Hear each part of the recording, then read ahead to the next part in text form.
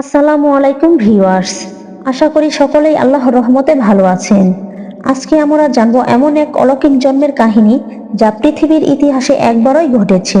আপনি কি কল্পনা করতে পারেন পিতা ছাড়াই জন্ম নিচ্ছেন এক সন্তান? হ্যাঁ প্রিয় দর্শক, সেই সন্তান আর কেউ নন, আল্লাহর প্রেরিত এক নবী হযরত ঈসা আলাইহিস সালাম। তার জন্মের প্রতিটি মুহূর্তে লুকিয়ে আছে আল্লাহর অসীম ক্ষমতা ও নিদর্শন। চলুন ঘটনাটি গোড়া থেকে শুরু করি। হযরত জাকারিয়া আলাইহিস সালাম এর যুগে হান্না নামে এক পূর্ণবতী নারী ছিলেন। অনেক বয়স হওয়ার পরেও তিনি কোনো সন্তান জন্মগ্রহণ করতে পারেনি। এরপর তিনি একদিন আল্লাহর দরবারে ফরিয়াদ করে বললেন, হে আল্লাহ, আমার তো অনেক বয়স হয়ে গেল, কিন্তু এখনো কোনো সন্তান জন্মগ্রহণ করতে পারলাম না। আমি তোমার দরবারে মানত করছি, হে আল্লাহ, আপনি যদি আমাকে একটি সন্তান দান করেন তাহলে আপনার ঘর বাইতুল মুকাদ্দাসের খেদমতের উদ্দেশ্যে উৎসর্গ করব। হান্না এর মানতের কিছুদিন পর তার গর্ভে আল্লাহ তাআলা একটি সন্তান দান করলেন। হযরত হান্না সেই সন্তানকে দেখে অত্যন্ত খুশি হলেন, কিন্তু দুর্ভাগ্যবশত সেই খুশি বেশি দিন টিকল না। কন্যা সন্তান জন্মগ্রহণ করে তিনি অত্যন্ত দুঃখ পেলেন। তিনি আল্লাহর দরবারে দুঃখ ভরা মন নিয়ে ফরিয়াদ জানালেন, হে আল্লাহ, আমি আপনার দরবারে মানত করেছিলাম আপনার ঘর বাইতুল মুকাদ্দাসের খেদমতের উদ্দেশ্যে উৎসর্গ করব, কিন্তু এ কি, আপনি তো আমাকে একটি কন্যা সন্তান দান করেছেন, তাহলে আমি কিভাবে আপনার ঘর বাইতুল মুকাদ্দাসের খেদমতের উদ্দেশ্যে উৎসর্গ করব? আর বাইতুল মুকাদ্দাসের কৃতপক্ষ তো এই কন্যা সন্তানকে তোমার ঘর বাইতুল মুকাদ্দাসের খেদমতের উদ্দেশ্যে গ্রহণ করবেন না। হযরত হান্না এর দুঃখ ভরা প্রার্থনা শুনে আল্লাহ তাআলা জানিয়ে দিলেন, হে হান্না, তুমি হয়তো একটি কন্যা সন্তান জন্মগ্রহণ করে অত্যন্ত দুঃখ পেয়েছ।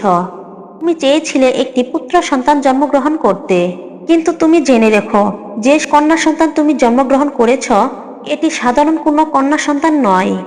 পৃথিবীর অনেক পুরুষের চেয়েও এই কন্যা সন্তানের গুরুত্ব অফুরন্ত ও অপরিসীম। আর তুমি যে চিন্তা করছ বাইতুল মুকাদ্দাসের কৃতপক্ষ খেদমতের উদ্দেশ্যে তোমার কন্যা সন্তানকে গ্রহণ করবে কিনা, এ ব্যাপারে তুমি কোনো চিন্তা করো না। তুমি শুধু তোমার কন্যাটিকে লালন পালন করো। যখন উপযুক্ত বয়সে উপনীত হবে তখন তুমি বাইতুল মুকাদ্দাসের উদ্দেশ্যে নিয়ে যাবে, আমি তাকে গ্রহণ করার ব্যবস্থা করব। হযরত হান্না আল্লাহ রব্বুল আলামিনের পক্ষ থেকে এই সান্ত্বনা বাণী শুনে নিশ্চিন্ত হলেন। অতঃপর তিনি তার কন্যা সন্তানের নাম রাখলেন মরিয়ম, এবং তিনি আল্লাহ রব্বুল আলামিনের দরবারে দোয়া করলেন, হে আল্লাহ, তুমি মারিয়াম এবং তার বংশধরকে কবুল করে নিও, এবং তুমি তাদেরকেও শয়তানের হাত থেকে হেফাজত করো। তারপর থেকে তিনি মারিয়ামকে লালন পালন করতে লাগলেন।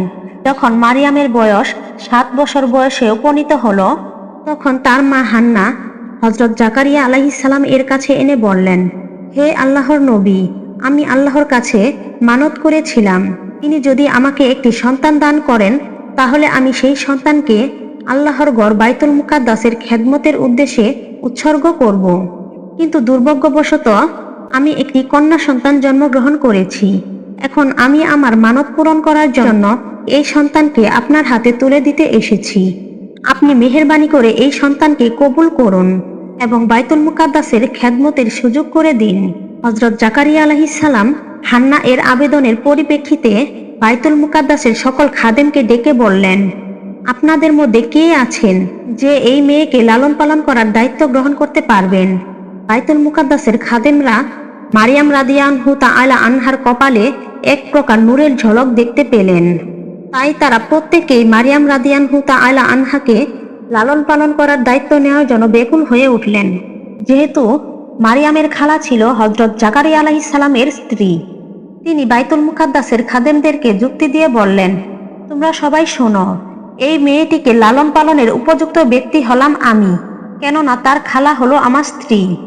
কিন্তু বাইতুল মুকাদ্দাসের খাদেমরা তার এই প্রস্তাব নাকচ করে দিয়ে বললেন, হে জাকারিয়া, আমাদের প্রত্যেকের মনে এই মেয়েটিকে লালন পালনের করার পূর্ণ বাসনা রয়েছে, অতএব তুমি এই যুক্তি দেখিয়ে তাকে লালন পালন করার দায়িত্ব গ্রহণ করতে পারো না। হযরত জাকারিয়া আলাইহিস সালাম দেখলেন সকলেই এই মেয়েটিকে লালন পালন করার জন্য আগ্রহ প্রকাশ করছেন। এমন অবস্থায় একটি জটিলতার সৃষ্টি হয়েছে। তাই তিনি বাধ্য হয়ে বাইতুল মুকাদ্দাসের খাদেমদেরকে বললেন, দেখুন, আমরা সকলেই চাইছি এই মেয়েটিকে লালন পালন করতে, কিন্তু আমার মনে হয় যদি এই বিষয়টি আল্লাহ রব্বুল আলামিনের উপর ছেড়ে দিই তাহলে ভালো হবে। তিনি আমাদের মধ্যে ফাইসালা করিয়ে দিবেন কে মরিয়মকে লালন পালন করার দায়িত্ব গ্রহণ করতে পারবে। অতএব আসুন আমরা সকলেই একটি লটারির ব্যবস্থা করি। আমরা যে কলম দিয়ে তাওরাত কিতাব লিপিবদ্ধ করি সেই কলমগুলিকে একটি পানি ভর্তি গামলার মধ্যে রাখব। যার কলম ডুবে যাবে সে মারিয়ামকে লালন পালনের দায়িত্ব গ্রহণ করতে পারবে না। যার কলম বেঁচে থাকবে সে মারিয়ামকে লালন পালন করার দায়িত্ব গ্রহণ করতে পারবে। বাইতুল মুকাদ্দাসের খাদেমরা হযরত জাকারিয়া আলাইহিস সালাম এর এই যুক্তিতে একমত হলেন। অতএব তাদের সামনে পানি ভর্তি একটি গামলা নিয়ে আসা হলো। ততঃপর একজন করে পানি ভর্তি গামলার মধ্যে একটি করে কলম ফেলতে লাগলো, কিন্তু সকলের কলম ডুবে গেল। সর্বশেষে হযরত জাকারিয়া আলাইহিস সালাম এর কলম গামলার মধ্যে ফেলা হলো।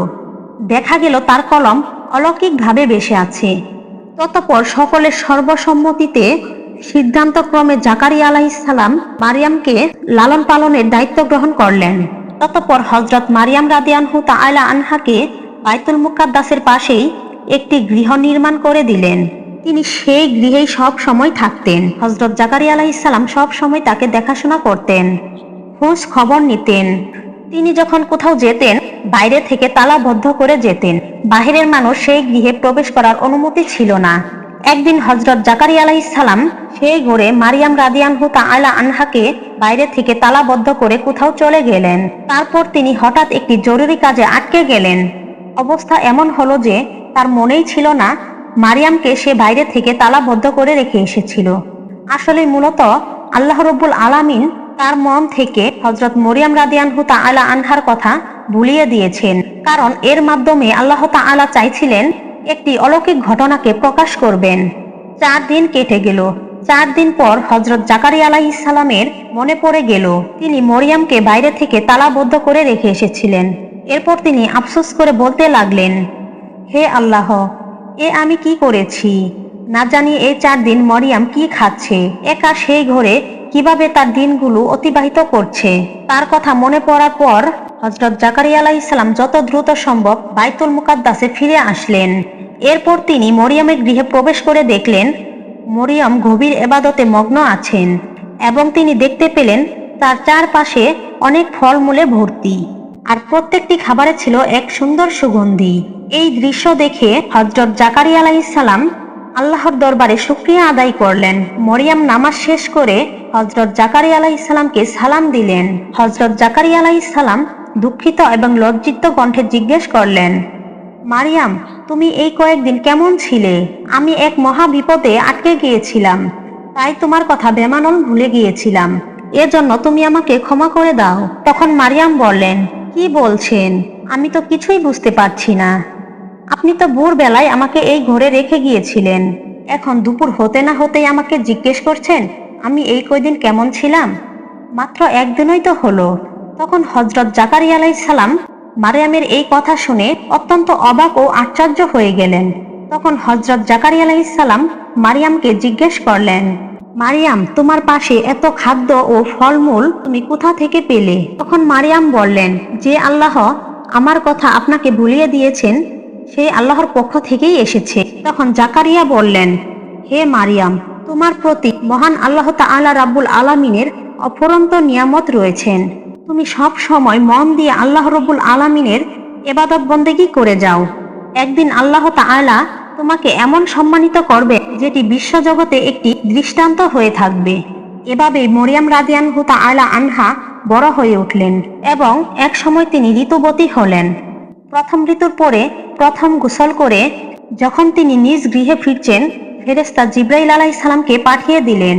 হযরত মারিয়াম রাদিয়াল্লাহু তাআলা আনহা দেখতে পেলেন তার সামনে চেহারার একটি ব্যক্তি তার সামনে এগিয়ে আসছে। হে মরিয়ম, আল্লাহ তাআলার পক্ষ থেকে তোমার জন্য একটি সুখবর নিয়ে এসেছি।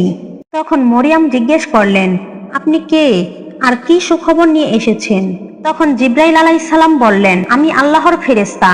আল্লাহ তাআলার আদেশে আমি আপনাকে একটি পুত্র সন্তান উপহার দিতে এসেছি। হযরত মরিয়ম বললেন, আমি কিভাবে সন্তান জন্মগ্রহণ করব? আমি তো বিবাহিত নই এবং আমি জেনাকারীও নই, তাহলে কিভাবে আমি সন্তান জন্মগ্রহণ করব? আজ পর্যন্ত কোনো পুরুষ আমাকে স্পর্শ করেনি। তখন জিবরাইল আলাইহিস সালাম বললেন, হে আল্লাহর বান্দি, এটা আল্লাহর জন্য খুবই সহজ। এটা আল্লাহ রাব্বুল আলামিন তার নির্দেশন ও রহমত হিসেবে প্রতিষ্ঠিত করতে চায়। আর এই কাজের সিদ্ধান্ত আল্লাহ রাব্বুল আলামিন অনেক আগে থেকেই নিয়ে রেখেছেন। পিতা ছাড়াই একটি সন্তান দান করবেন। তিনি তোমার গর্ভে কোনো পুরুষ স্পর্শ ছাড়াই একটি পুত্র সন্তান দান করবেন। তখন জিব্রাইল আলাইহিস সালাম হযরত মারিয়াম রাদিয়াল্লাহু তাআলা আনহার কপালে একটি ফু দিলেন।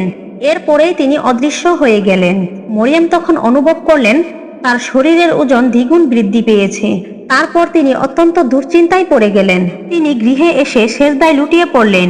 তিনি আল্লাহর দরবারে সেজদায় পড়ে বলতে লাগলেন, হে মহান আল্লাহ, আমার উপরে এমন একটি কঠিন পরীক্ষা অর্পণ করলেন যা লোক সমাজে প্রকাশিত হলে আমি নিন্দনীয় সমাজ ছাড়া হিসেবে গণ্য হব। তবুও তোমার প্রেরিত দায়িত্ব পালনে সম্মত আছি। তবে পৃথিবীর কাউকে এরকম কঠিন পরীক্ষার সম্মুখীন করো না যেন তারা ঈমান হারিয়ে ফেলে। এমন পরীক্ষার সম্মুখীন হলে অনেকেই ঈমান হারা হয়ে পড়বে। হে আল্লাহ, তুমি আমাকে এই কঠিন পরীক্ষায় উত্তীর্ণ হওয়ার তৌফিক দান করো এবং ধৈর্যশীলদের অন্তর্ভুক্ত করো। আমার সকল বিপদ ও মুশকিল আসান করে দিও। কিছুদিন পর মারিয়ামের এই গর্ভধারণের খবর প্রকাশ হয়ে পড়ল। তখন একদল লোক এসে মারিয়ামকে হুমকি দিয়ে বলল, মরিয়ম, সঠিক কথা বলো, কে তোমার এই গর্ভজাতক সন্তানের পিতা? তুমি এক কুমারী কন্যা। কোনো পুরুষের স্পর্শ ছাড়া তুমি কিভাবে গর্ভবতী হলে? অতএব সত্য কথা বলো, কে তোমার এই সন্তানের পিতা? কে সেই পুরুষ যে তোমার সাথে এই অপকর্ম করেছে? তখন মরিয়ম তাদের প্রশ্নের জবাবে বললেন, আমি কিছুই জানি না। আমি কোনো পুরুষের সাথেই অপকর্ম করিনি এবং কখনোই আমাকে কোনো পুরুষ স্পর্শ করেনি। তোমরা বাইরে থেকে যা দেখছো আসলেই তা নয়। এটা মহান রাব্বুল আলামিনের একটি নিদর্শন। তিনি আমাকে এই সন্তানটি কোনো পুরুষ স্পর্শ ছাড়াই দান করেছেন এবং তিনি আমাকে সংবাদ দিয়েছেন আমার গর্ভজাতক এই সন্তান এই যুগের একজন নবী হবেন। এর বাইরে আমার আর কোনো কিছুই জানা নেই। এর মধ্যেই একজন যুবক বলে উঠল, দিবারাত্রি কক্ষ বন্ধ করে আল্লাহ তাআলার ইবাদতের নামে অন্য পুরুষ নিয়ে অপকর্ম করছো। এই কথা এখন ফাঁস হয়ে গেছে, তাই নানা রকমের বাহানা দিচ্ছ। আসল ঘটনাটি খুলে বলো, কার সাথে তুমি অপকর্ম করেছ? তুমি যদি স্বেচ্ছায় না বলো তাহলে আমরা যে কোনো উপায়ে আমরা খুঁজে বের করব এবং তোমার মুখ থেকে সেই লোকটির নাম বের করেই ছাড়ব। এরকম লাঞ্ছনা ও অপমানজনক কথা শুনেও তিনি তাদের একটি কথা বারবার বলতে লাগলো, আমার এই গর্ভের সন্তান মহান রাব্বুল আলামিনের দান। তারপর সেই লোকগুলো বিরক্ত হয়ে তার কাছ থেকে চলে গেল। হযরত মারিয়াম রাদিয়াল্লাহু তাআলা আনহার একজন খালাতো ভাই ছিল, তার নাম ছিল ইউসুফ এবং সে সব সময় মারিয়ামকে পাওয়ার আকাঙ্ক্ষা করত এবং তাকে বিয়ে করার স্বপ্ন দেখত। যখন সে শুনল মরিয়ম গর্ভবতী হয়েছে, তখন সে তার কাছে এসে বলল, মরিয়ম, তুমি আমাকে ফাঁকি দিয়ে কোন পুরুষের হাত ধরলে? তোমার জন্য আমি কম অপেক্ষা করিনি। তুমি আমাকে এমন ভাবে সরিয়ে দিয়ে তুমি অন্য মানুষকে কিভাবে আপন করে নিতে পারো? আমি কি অপরাধ করেছিলাম? আমি তো তোমার সাথে কোনো অবৈধ সম্পর্ক করতে চাইনি। আমি তো তোমাকে বিয়ে করেই গড়ে তুলতে চেয়েছিলাম। তাহলে তো এত কলঙ্ক ছড়াতো না। এখন তুমি কলঙ্কিত হিসেবে সমাজে পরিচিতি লাভ করেছ। তুমি অবহিতভাবে গর্ভধারণ করে সমাজে নিন্দনীয় হলে।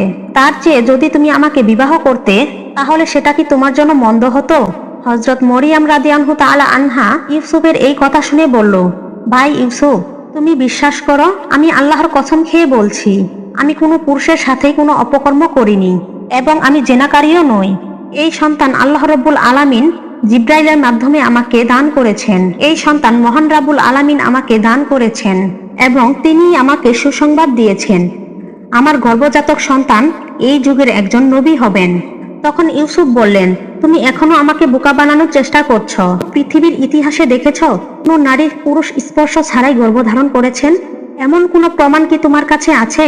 তুমি অযথাই আমাকে ধোঁকা দেওয়ার চেষ্টা করছো। তবে এতে তোমার ভবিষ্যৎ মঙ্গলজনক হবে না।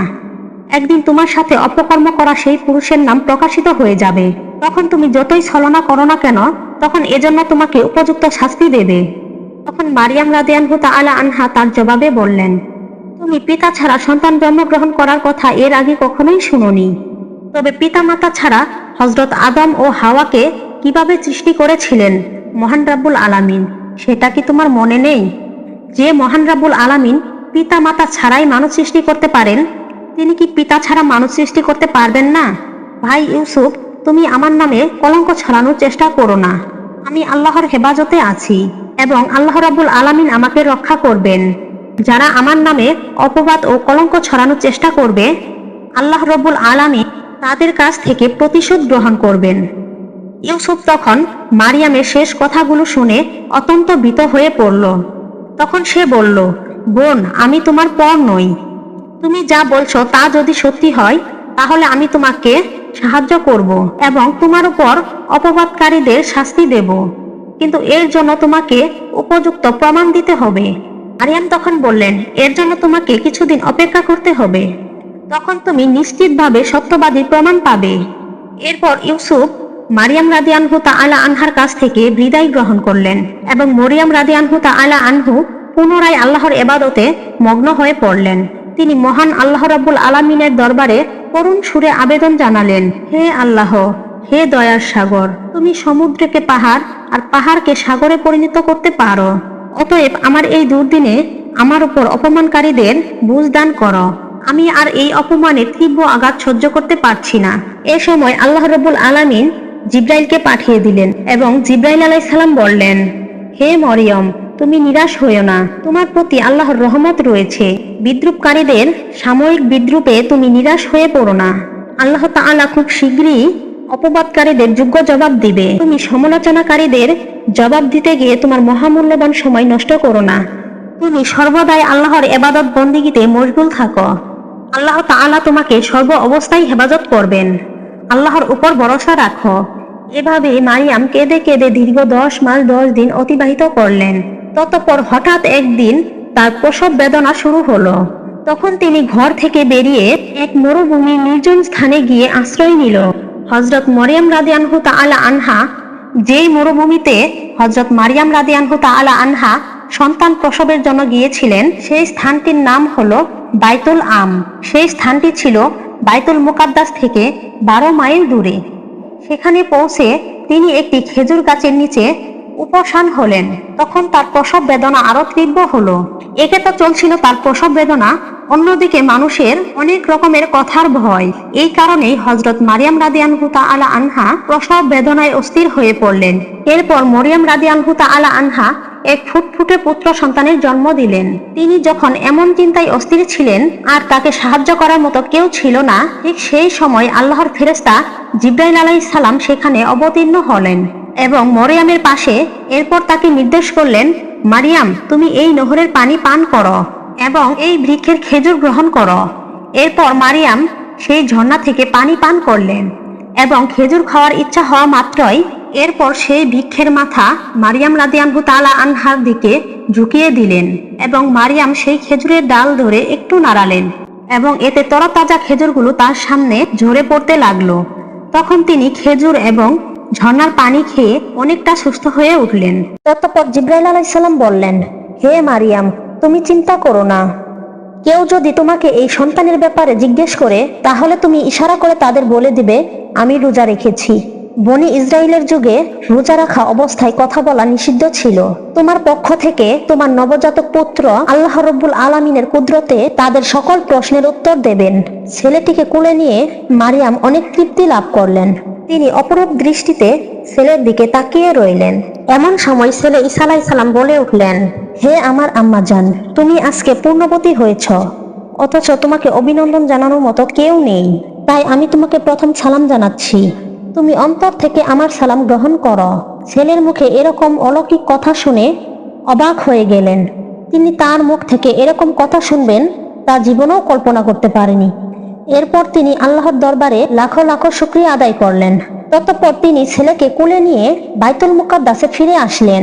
বনি ইসরাইলের লোকেরা এসব জানতে পেরে একদল লোক এসে অট্টহাসি করার জন্য সেখানে ভিড় জমালো।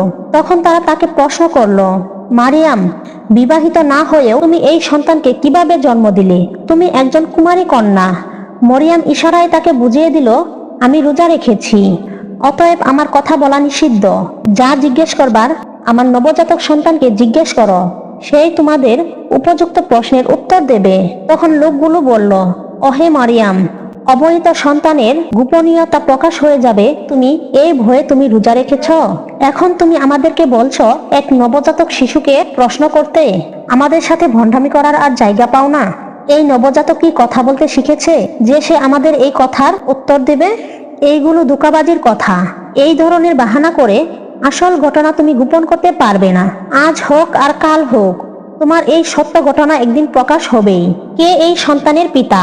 তখন পাশ থেকে কিছু লোক ঠাট্টা করার জন্য বলে উঠল, আচ্ছা চলোই না, এই নবজাতক শিশুকে এই প্রশ্নগুলো করেই দেখি দেখি কেমন উত্তর দিতে পারে।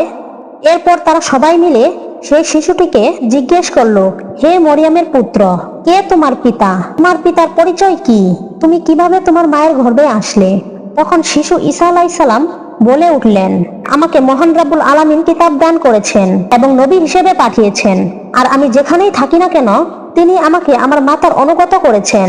জন্ম থেকে মৃত্যু পর্যন্ত আল্লাহর রহমত আমার উপর বজায় থাকবে। আমি খুব শীঘ্রই তোমাদের সামনে ইসলামের দাওয়াত নিয়ে যাব। আমার দাওয়াত গ্রহণ করার জন্য প্রস্তুত থেকো। বনি ইসরায়েলের লোকেরা শিশু ঈসা আলাইহিস সালামের মুখে এরকম অলৌকিক কথা শুনে অনেক অবাক হয়ে গেলেন। কিছুক্ষণ পূর্বে যে শিশুর জন্ম হলো, সে শিশু কিভাবে কথা বলতে পারে? এটা তো এক নজিরবিহীন ঘটনা। কারো মুখ থেকে আর কোনো কথাই বের হলো না। সবাই অবাক দৃষ্টিতে তাকিয়ে আছে। মুহূর্তেই এই ঘটনাটি চারদিকে ছড়িয়ে পড়ল। অসংখ্য মানুষ সেই দৃশ্য দেখার জন্য ভিড় জমালো। লোকজন শিশু ঈসা আলাইহিস সালামের কাছে গেলে তখন তিনি তওরাত কিতাব থেকে পাঠ করে শুনিয়ে দিলেন। শিশু ঈসা আলাইহিস সালামের মুখে এরকম কথা শুনে সকলেই তাদের ভুল বুঝতে পারলেন এবং মারিয়াম রাদিয়াল্লাহু আনহার কাছে ক্ষমা চাইলেন।